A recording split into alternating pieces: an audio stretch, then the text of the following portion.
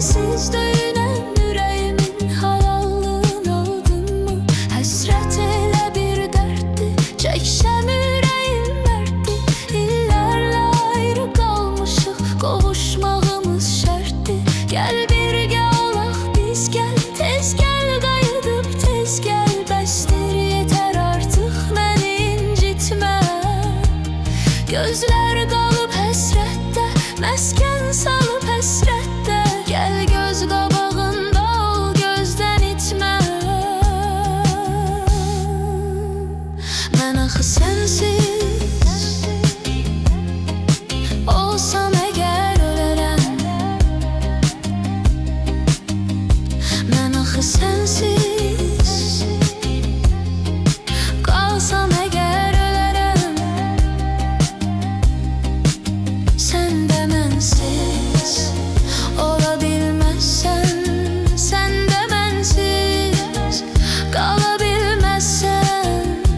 Mən axı sənsiz olsam əgər ölərəm.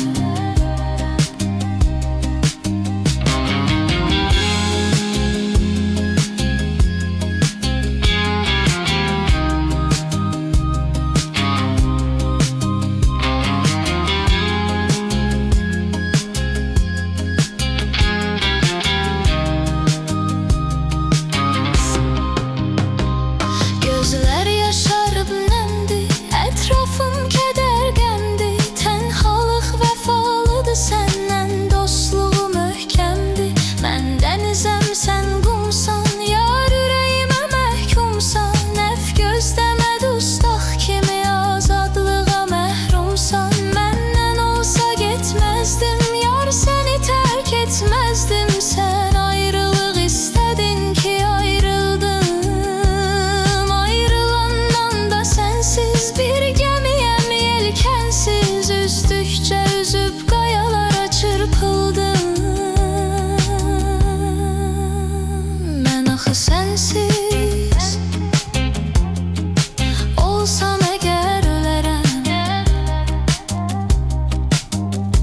Mən axı sənsiz qalsam əgər ölərəm.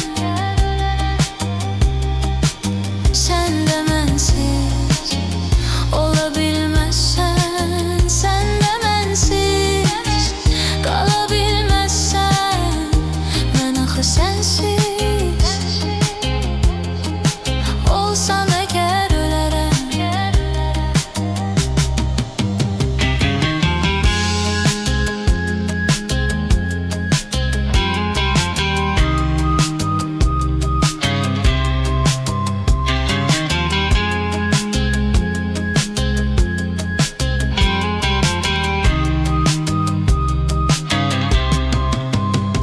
Mən axı sənsiz olsam əgər ölərəm. Mən axı